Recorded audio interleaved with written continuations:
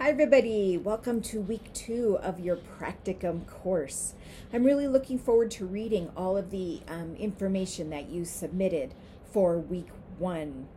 I will be reaching out to your preceptors to see if they have any questions for me, to say hi, just to give them kind of a resource within the university. And I'll also be providing you with feedback about your overall practicum goals and your teaching project. So I'm anxious to read all of that information. It looks like you guys have secured some really good sites for your practicum, so that is great.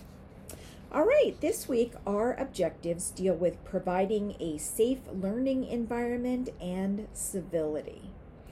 I completed the Clark's Workplace Civility Index that you'll complete for a paper this week.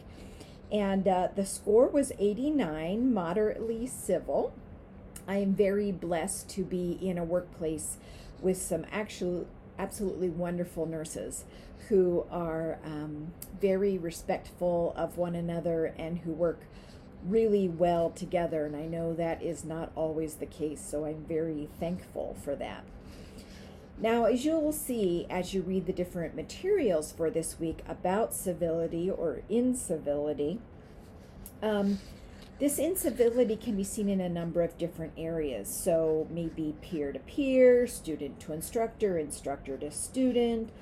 We also experience incivility maybe within an organization or in the clinical setting. So it can pop its head up anywhere. Hopefully you don't have to deal with it very often, but understanding ways to really recognize that and to maybe prevent it or to react proactively towards it, I think will be important. So I'm looking forward to having some good discussion about civility and incivility in the main forum.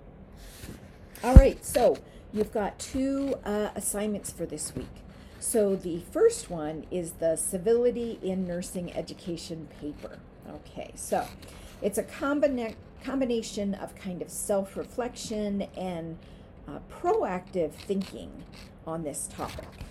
So you will complete the Clark Workplace Civility Index that's in your course materials, and also review some articles about nursing education and civility or incivility. And you'll basically go down the list of items in the directions and address each of them in your paper.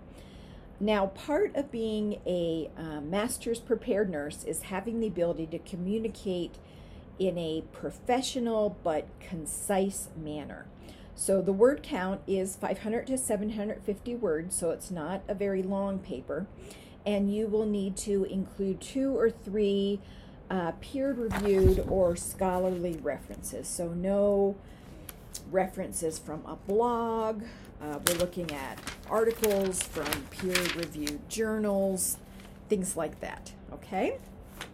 All right, the rubric for this assignment is really fairly straightforward, but please do take a look at it so you know what the expectations are for the top box scores, and I will be using that rubric to score each of your papers.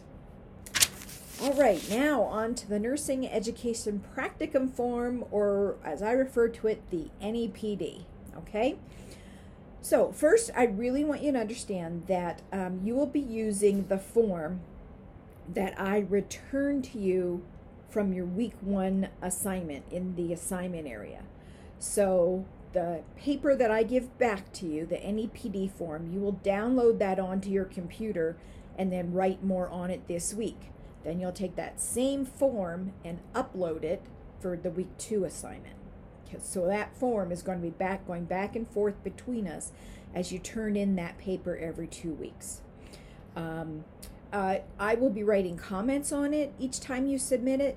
So when you download it back to your computer, don't erase those comments or do anything with them, because I often need to look back at the comments from the previous submission to see what I asked you to do this time. So please don't erase those.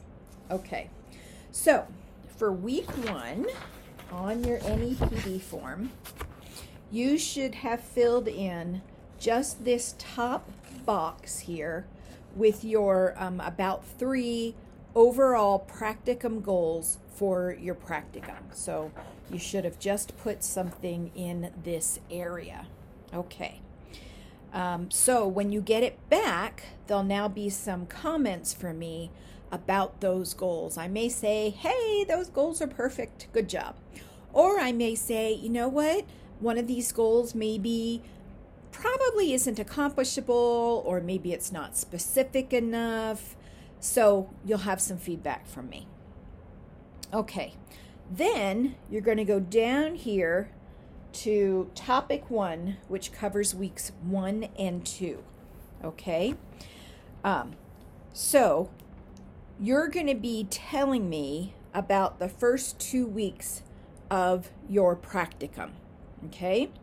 So in this first column, it says my objective for this week.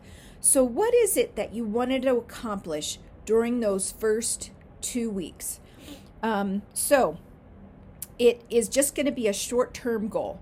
So let's say your goal was meet with your preceptor to discuss the course requirements. So what did you plan to do during these 2 weeks? To meet my weekly goal, what did you need to do to meet the goal? So this first one's fairly simple. I needed to obtain my preceptor contact information and set up an appointment. Okay. The third column, I know I have met my weekly goal when. So this is the criteria you're going to use to know if you've met your weekly objective. So in this case, you might say, I will have met with my preceptor and determined my teaching topic. That's how I'm going to know if my goal was met. So whatever the criteria. And then the fourth column, since you're turning this in at the end of week 2, is whether or not you actually met the goal. So you could write, I know I met my goal because I met with my preceptor and my teaching topic will be XYZ. So you're going to fill in, because you're turning this in at the end of week 2, you're going to fill in all 4 columns. There's also a student comments section, okay? And this is an area to share with me more things that you have going. For instance, you'll tell me maybe other things that you have done besides stuff specifically related to that goal, how things are going in general, if you have any concerns, anything like that.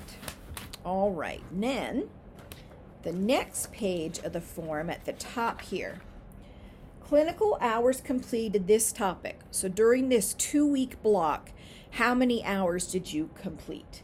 And then total clinical hours completed to date, so a running total. For this time, they'll be the same number, but it'll change each week, right? Each time you turn this in. So how many clinical hours during this 2-week period, and then completed to date so far during your practicum.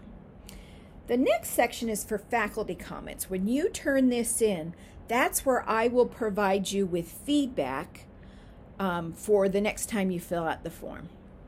Okay. Then the final areas that you will be completing, you will go down then to topic 2, which covers week 3 and 4 in this course. And these weeks match the course weeks. So right now, we're starting week 2. Okay, so these match the course weeks. So you'll fill out the first 3 columns for week 3 and week 4. You're going to tell me some short-term things, short-term goals that you want to accomplish, one for week 3 and one for week 4. So you'll fill out the goal, what you need to achieve your goal, and how the criteria of how you know you will have met the goal. So just these first 3 columns for week 3 and week 4. So that's everything that you'll need to submit for this week. Okay? All right. So So each time that you turn in the form, you will evaluate the goals you had set up for this last 2 weeks. Whoops, sorry about that. And then you'll make new goals for the next 2 weeks. And it'll just go back and forth like that for the entire course, as long as you're in your practicum, okay? And it really does help, I think, to keep you on track towards working toward those overall goals and towards your teaching project. And it really helps me to see kind of where you are at with things, areas that you're being successful with, areas maybe you're struggling with. So it's just a good communication tool for the two of us. If you have any questions about the form, the boxes, anything like that, just let me know. No problem.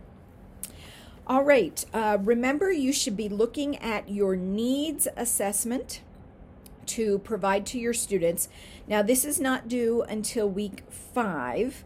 And the directions are in week 5, but sometimes it takes quite a while to come up with some really good questions for a needs assessment. And you can give this assessment to the students as soon as you have access to them. So just depending on if you're teaching in a college, university, or if you're teaching in the clinical setting, the people that you're going to be teaching, as soon as you have access to them, you should give them that needs assessment, because that's going to help you plan the content to include in your course, and it'll help with the rest of your assignments. But you won't turn in the actual needs assessment to me until week 5. Okay? So I hope all that is clear. I'm really excited to hear more about your practicum, to learn about what you're going to be teaching. But as always, I want to be really accessible to you guys, so please reach out to me either in the individual forum, the question to the instructors forum, shoot me a text, whatever works for the question that you have. All right, guys, I will see you in the main forum.